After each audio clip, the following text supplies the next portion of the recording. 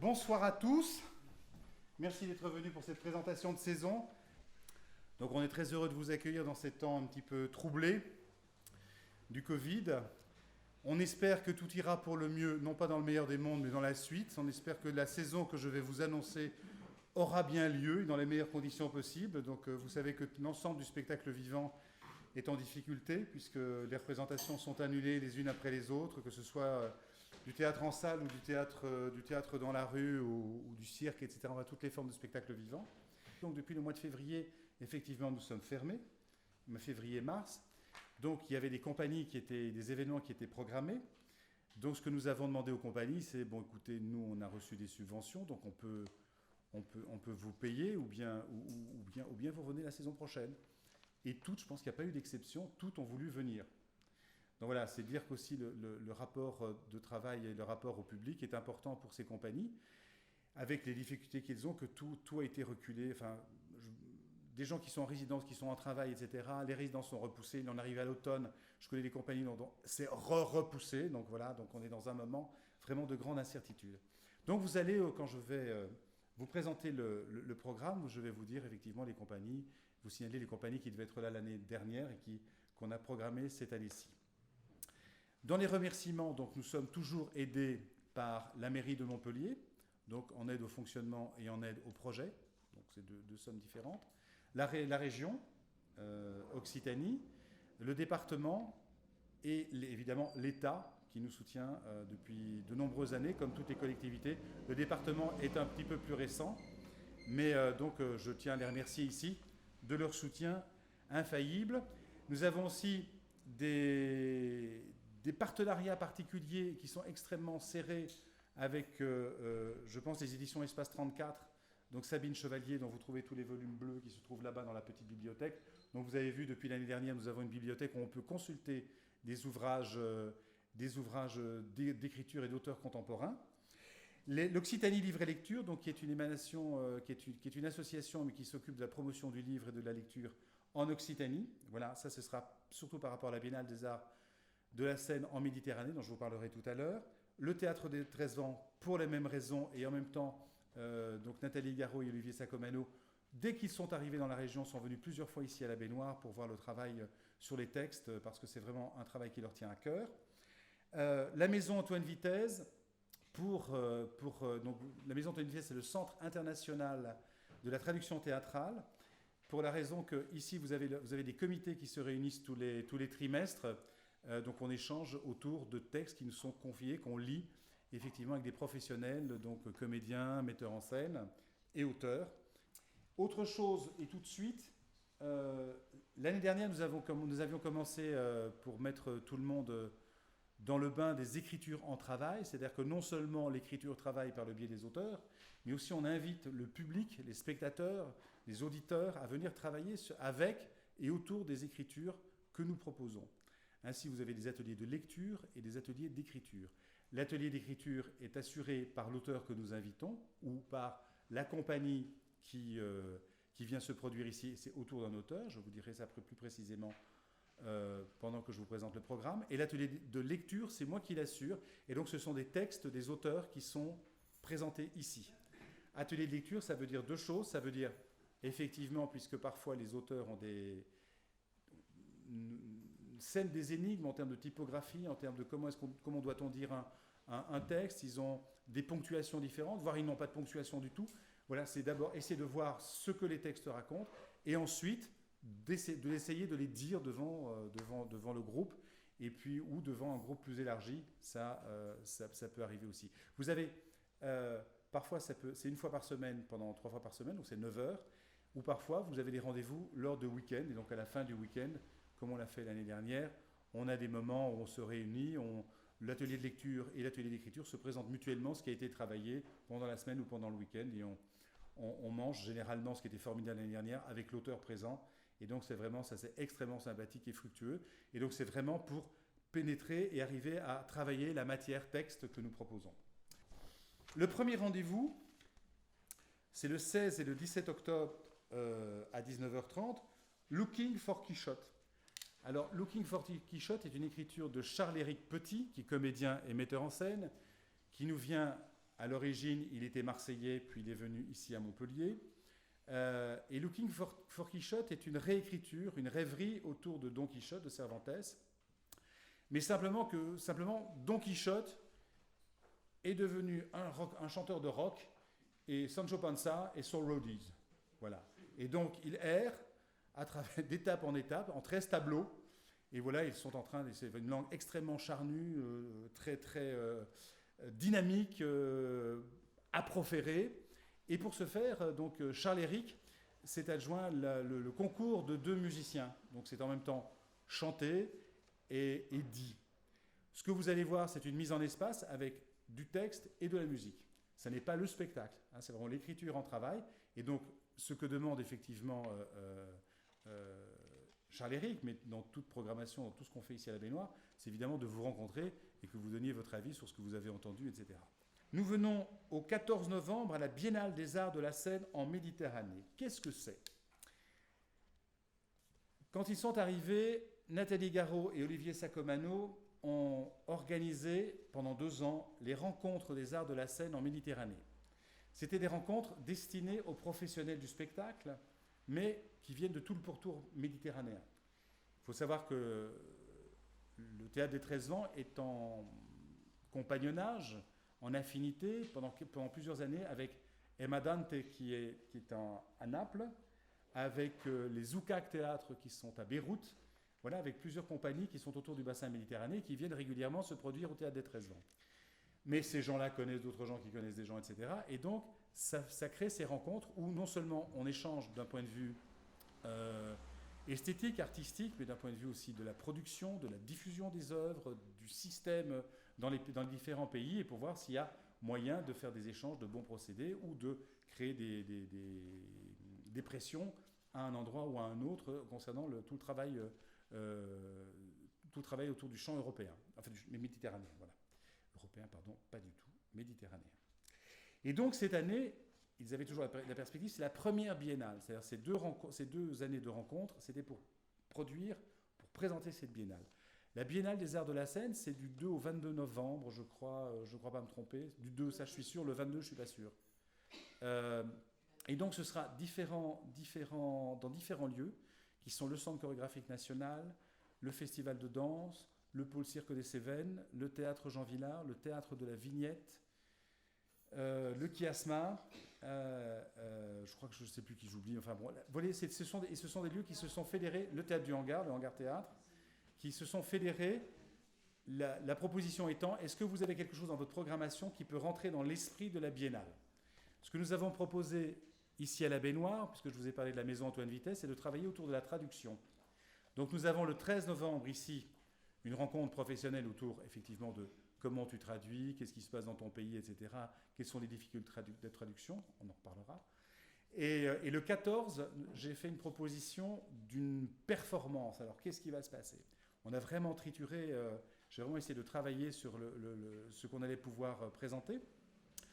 Donc il y aura un auteur croate qui s'appelle Tomislav Zajec, avec sa traductrice croate qui s'appelle Karina Samardžija, et qui elle vit à Paris et qui traduit donc du croate vers le français. Ensuite, je me suis dit, ça c'est sympathique, c'est du croate vers le français. Est-ce que je pourrais avoir l'autre versant ? Donc il y aura David Léon, que si vous suivez un peu la programmation, de la Baignoire, qu'on a connu tout petit, dont on présente très très régulièrement les œuvres en lecture, qui lui va rencontrer, et je crois que je ne suis pas sûr qu'il la connaisse ou il l'a rencontrée furtivement, la traductrice turque, Reyhan Özdilek. Comme ça, on a déjà la traduction dans les 2 sens. Et grâce à la Biennale, et donc et au Centre chorégraphique national, j'ai pu rencontrer la directrice pédagogique du Master Exerce. Le Master Exerce, c'est donc un master qui est en relation, master de danse et de chorégraphie et de recherche artistique, qui est en relation avec l'université Paul Valéry. Et donc, il y a Anne Kerzero, donc c'est la directrice, qui m'a dit « mais ça m'intéresse bien ce que tu dis parce que je voulais aussi travailler sur le plus de la traduction. Non pas qu'une traduction de mots, mais comme la traduction c'est un souffle, ce sont des corps. Et donc comment est-ce qu'on peut mettre en jeu ces corps traduits, traduisant, en train de dire peut-être une langue qui n'est pas la leur. Et donc là, elle m'a fait rencontrer un jeune homme qui lui est traducteur à la base, c'est vraiment une chose assez particulière, du français vers le brésilien, donc il est brésilien, et il a fait le master exerce. Donc il était la personne absolument idoine pour assurer la connexion et le travail de performatif qu'on va mettre en place au moment de cette biennale. Donc ça, ce sera le 14 novembre. J'ai demandé aussi aux deux auteurs de m'écrire un petit texte de 3-4 pages, 5-6 minutes, et on va s'amuser à le traduire, à le surtraduire, à le retraduire, etc. Donc il va y avoir tout un moment de profération, de dire et de travailler avec les corps, dont je ne peux pas vous dire exactement ce que ça va être, puisqu'on va être en travail. Je vais commencer à travailler à distance avec eux, donc par Skype, par tout moyen, et ensuite ils arriveront le 11, et on vous propose quelque chose le 14. Voilà un petit peu le challenge par rapport à la Biennale des Arts de la Seine en Méditerranée. Donc vous pouvez trouver le programme complet au théâtre, sur le site du Théâtre des 13 Vents. Voilà, et vraiment c'est un programme très très alléchant et très très intéressant. Nous avons ensuite, traité et accord, tambour conférence. Alors ça c'est une proposition qui m'a été faite par Denis Fournier, qui est percussionniste, avec qui nous avons fait l'année dernière un travail sur un texte d'Enzo Corman, avec un violoncelliste.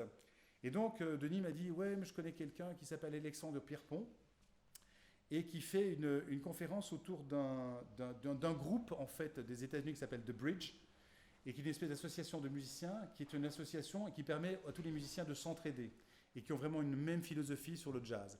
Et ce traité et accord va parler de l'improvisation. Dans le sens général, l'improvisation en jazz et en musique, en essayant de sortir des clichés ou des idées toutes faites qu'on a sur l'improvisation. L'improvisation demande énormément de travail, énormément d'écoute, énormément de disponibilité. Et donc Alexandre Pierrepont fera une conférence qui sera interrompue par Denis Fournier. Denis Fournier nous a raconté que le début de cette collaboration était qu'à un moment, Alexandre Pierrepont faisait sa conférence, et à un moment, il en a eu marre, il trouvait que c'était trop long, puis il a commencé à battre derrière, etc. Donc ce sera vraiment un accord et une réponse entre le conférencier et le percussionniste. Nous avons ensuite Ça raconte Sarah de Pauline Delabroix-Allard. Alors ça c'est une présentation d'un spectacle, c'est vraiment ça qui aurait dû venir l'année dernière. Et voilà, et Ketty Irubetagoyena, je l'ai dit. Je lui ai posé la question. Donc ce sont deux personnes qui viennent de Paris. Les deux personnes sont la metteur en scène et la comédienne est Julie Moulier. Voilà, à mon avis, vous l'avez déjà vu au cinéma ou à la télévision, et c'est quelqu'un qui sort du Conservatoire national supérieur d'art dramatique. Et elle nous présente Ça raconte Sarah, qui est l'histoire d'une dévoration amoureuse. C'est-à-dire la passion amoureuse ou au risque de la dévoration. Donc je pense que vous voyez la description, je pense qu'on aura droit à une petite cuisine, une mise en cuisine et un travail préparatoire de dégustation sur le plateau, mais ça parle d'amour. Pour vous dire un petit peu l'état d'esprit de Ketty, donc qui est la directrice et la metteur en scène, voilà, là c'était la dévoration. Leur prochaine étape, mais c'est très sérieux, parce qu'ils ont rencontré des scientifiques, des sociologues, etc., ça va être un travail sur la défécation. Voilà. Donc c'est un esprit assez original, et quelqu'un qui est vraiment dans le travail de recherche et d'interrogation intellectuelle. Vous avez le studio de lecture avec Julie Moulier qui s'adresse plutôt aux professionnels, parce que Julie est vraiment quelqu'un qui lit exceptionnellement bien.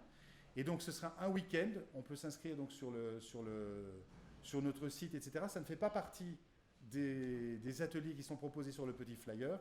Donc voilà, ça c'est une autre proposition. Nous avons ensuite les instantanés 1 et 2. Là, ça va être un travail autour de Annie Ernaux. C'est pareil, Camille Dallot devait venir la saison dernière. Je lui ai dit, qu'est-ce qu'on fait? Il m'a dit, écoute, non, je préfère revenir et travailler sur les instantanés. Donc, lui va mettre en scène au Théâtre Jean Villard les années d'Annie Ernaux. Je ne sais pas si vous connaissez Annie Ernaux. Donc, il part vraiment de son travail sur sa vie. Alors, ça porte un nom, je vais reprendre le nom. Donc, ce sont de l'autosociobiographie. Voilà, débrouillez-vous avec ça. Mais donc, ça veut dire que ça part de son expérience vécue.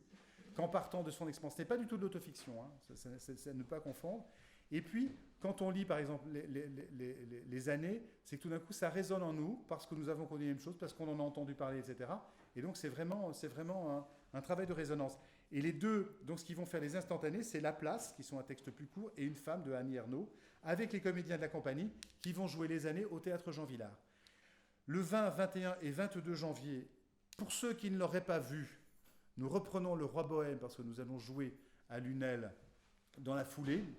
Et donc nous reprenons ce spectacle, qui est un spectacle dont nous sommes très très contents avec Éric Collonges. Et donc c'est un texte de Stanislas Coton, qui est un auteur belge. Alors, 4 et 5 février. Alors là, c'est de nouveau une rencontre singulière. Aussi bien je rencontre Ketty Irubetagoyena au Festival d'Avignon par le biais de Barbara Mété-Chastagnier, autant là, c'est une jeune femme qui me téléphone et qui dit « ce serait bien qu'on se rencontre ». Elle s'appelle Lola Camborieux. Elle habite à Figuerolles, je ne la connaissais absolument pas. Et nous parlons, et donc elle me dit d'abord qu'elle fait du cinéma. Elle fait du cinéma avec son compagnon Yann Berlier. Ils ont fait un film qui s'appelle La Panthère, et la caractéristique, le style, ils le qualifient eux-mêmes de réel viscéralisme. Mais c'est quelqu'un, Lola, qui veut faire du théâtre. Et donc elle veut monter la pièce de Mylène Tournier et puis Le Roulis, que nous allons proposer ici, qui est édité aux éditions théâtrales. Et donc c'est cette espèce de rencontre avec Mylène Tournier qui va venir ici pour animer des ateliers. Ils vont animer les ateliers à deux. Et voilà, c'est très très heureux. Et puis Le Roulis, voilà, ça raconte une histoire familiale. Vous allez voir, c'est une écriture particulière qui nous entraîne dans des abîmes complexes dans le cerveau de l'écrivain et dans notre propre cerveau. Mais aussi, donc, la particularité de cette étape, c'est que nous avons un moment, 2 jours de présentation, de mise en lecture, de mise en voix. Mais vous avez la semaine d'après, on va essayer de présenter les 4 films. Ensuite, le 11 et 12 mars, c'est moi. C'est-à-dire, c'est moi et Jean-Marc Bourg. Jean-Marc Bourg, pour ceux qui ne le connaissent pas ou qui ne connaissent plus, c'est quelqu'un qui avait une compagnie ici à Montpellier, quelqu'un qui travaillait vraiment, la compagnie Labyrinthe, et qui a vraiment travaillé sur les écritures contemporaines. Et si la baignoire existe, de près ou de loin, c'est grâce ou à cause de lui. Et donc, c'est vrai qu'on avait envie de faire quelque chose ensemble. On ne savait pas très bien quoi, c'est toujours pas super clair. Le propos, oui, mais avec qui nous allons vous lire ou qui nous allons travailler, c'est pas clair. Il y en a trouvé un titre, c'est « La bêtise s'améliore ». Alors, c'est un titre que j'adore, qui est un titre de Belinda Cannon. Belinda Cannon, qui est une essayiste et romancière. Ensuite, nous avons le 31 mars, 1er et 2 avril, Queue et chemise de Jean-Marie Piem.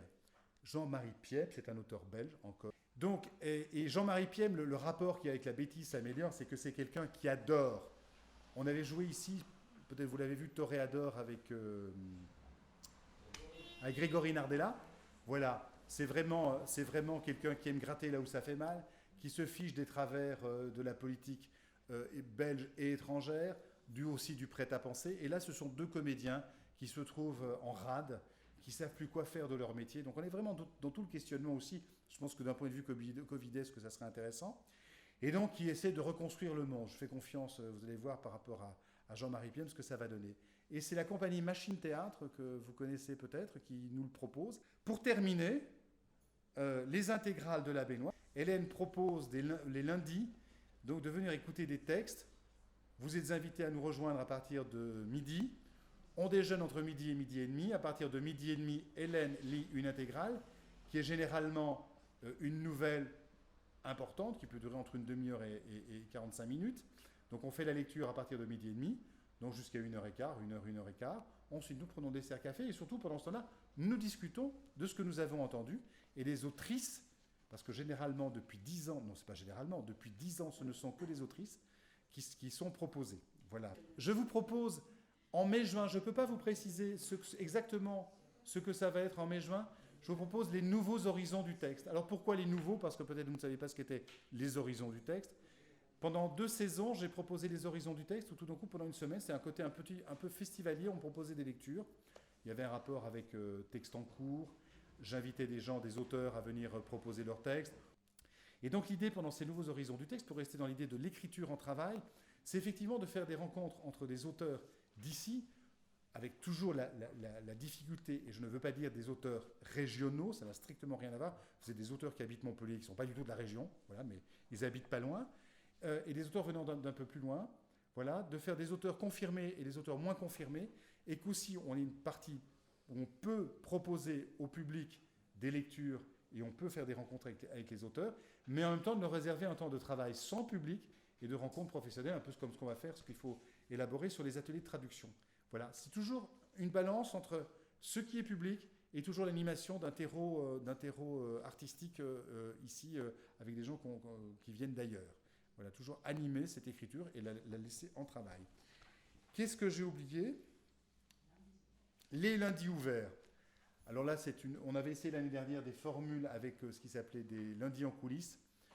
Voilà, dont je ne suis pas sûr que la formule ait super bien fonctionné, mais ce qui veut dire, vous voyez, depuis l'année dernière, on a créé ce nouveau lieu avec cet environnement en bois, avec ces lumières qui ont changé.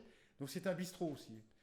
Et certains lundis, à partir du mois d'octobre, certains lundis, ce sera ouvert. C'est-à-dire que je serai là de 10h du matin jusqu'au soir. Vous pouvez venir boire un verre. Je ne pense pas qu'on pourra déjeuner parce que ça va être un peu compliqué d'un point de vue logistique. Mais en tout cas, c'est aussi, d'un point de vue professionnel, d'un point de vue amateur, on peut prendre les livres dans la bibliothèque, on peut les lire. J'espère qu'à un moment, le fonds va s'agrandir pour avoir aussi des revues théâtrales et pour qu'on puisse simplement se trouver.